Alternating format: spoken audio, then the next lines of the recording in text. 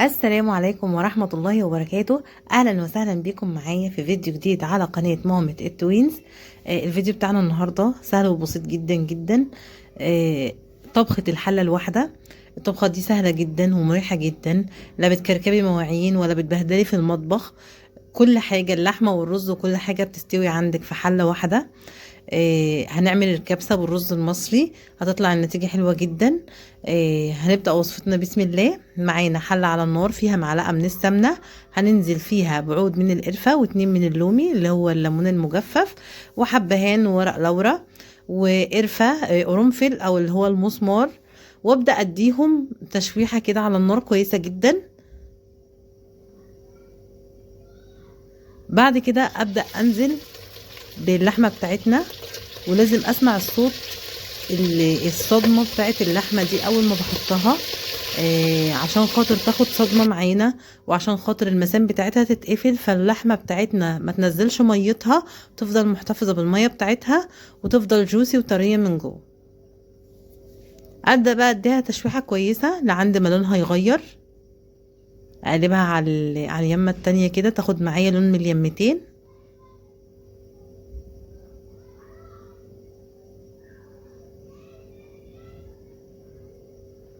عايزه بقى اديها لون كويس جدا، عشان هو ده اللون اللي هنعتمد عليه. يعني هي اللي هتخش فرن ولا اي حاجه، فهو ده اللون اللي هيفضل معايا للنهايه في التقديم. فانا عايزه اديها لون ذهبي، لون يكون حلو.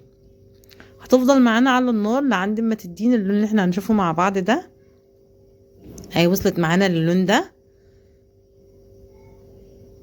هو ده اللون اللي احنا عايزينه. هنبدأ بقى بعد كده، بعد ما خدنا اللون اللي احنا عايزينه، ننزل ببصلاية متقطعة مكعبات صغيرة، وابدأ اديها تشويحة مع اللحمة زي ما احنا شايفين مع بعض كده.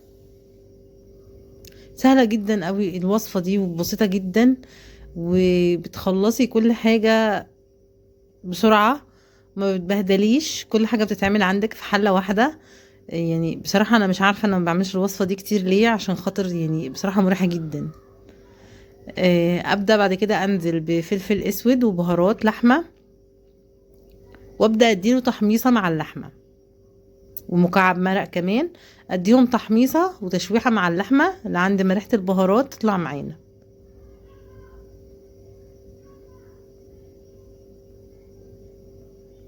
بعد كده بقى انزل بجزرايه صغيره مبشوره، واديها تشويحه برضو مع اللحمه لعند ما الجزرايه تدبل معايا.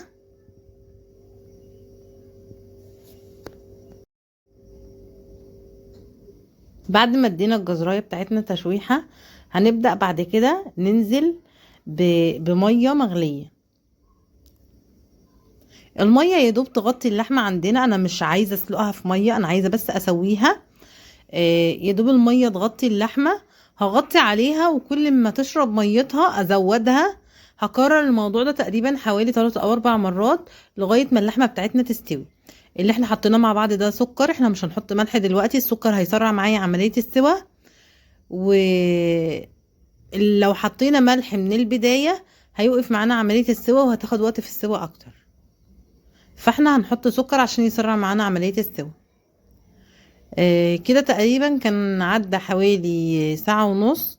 كنت قررت موضوع المية المغلية ان انا ازودها دي تقريبا حوالي 3 او 4 مرات.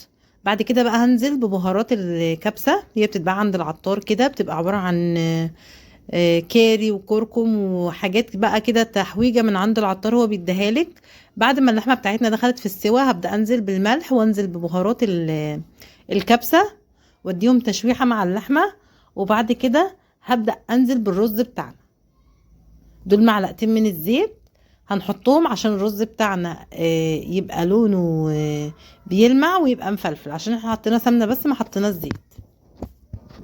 هبدأ بقى بعد كده انزل بالرز بتاعنا مغسول ومتصفي، واديله تشويحة كويسة مع اللحمة ومع السمنة بتاعتنا، عشان يتشرب من المادة الدهنية بتاعتنا، فالرزية معانا تبقى مفلفلة وتكون بتلمع وتكون شكله حلو. اديله تشويحة محترمة كده لعند ما الرز يسخن معايا كويس.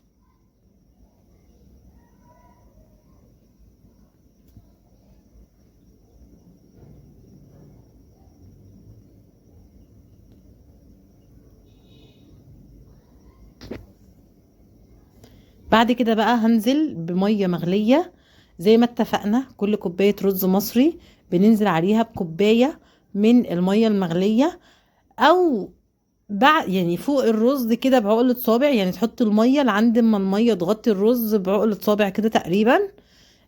او لكل كوباية رز كوباية مية. ونبدأ بقى نغطي عليه لعند ما يغلي ويتشرب ميته. نبدأ نهدي عليه على درجة حرارة منخفضة تقريبا لمدة ربع ساعة، وهيكون استوى معانا وبالهنا والشفا. كده بعد ما الرز بتاعنا تقريبا كان قرب يدخل في السوا او كان استوى كمان، اللحمة دايبة ومستوية، والرز كان ريحته حلوة جدا وكان طعمه حلو. وعملت الوصفة بمنتهى السهولة وبمنتهى البساطة. ما فيش كركبة في المطبخ، ما فيش بهدلة في المطبخ. يعني طبخة الحلة الواحدة دي حلوة جدا جدا، سهلة وسريعة وبسيطة وبتنجز وبتسعف في أي وقت بصراحة. والرز بتاعنا بيلمع ومفلفل ومستوي بسم الله ما شاء الله تبارك الله. وده بيكون شكل الوصفة بتاعتنا بعد ما خلصت. وانتوا زينوها بزبيب بمكسرات زي ما انتوا حابين، بس انا حبيت بس احط بقدونس يكسر اللون بس عندي، ما حبيتش احط مكسرات. انتوا دي حاجه ترجع لكم. وبكده بتكون خلصت وصفتنا وخلصت الكبسه بتاعتنا. عملناها بالرز المصري وطلعت معانا حلوه جدا وكان طعمها حلو جدا. وبعد ما خلص الفيديو بتاعنا، لو وصلتوا معايا لغايه كده ما تنسوش تحطوا لايك وتشتركوا في القناه وتفعلوا زر الجرس عشان توصل لكم كل فيديوهاتنا. والسلام عليكم.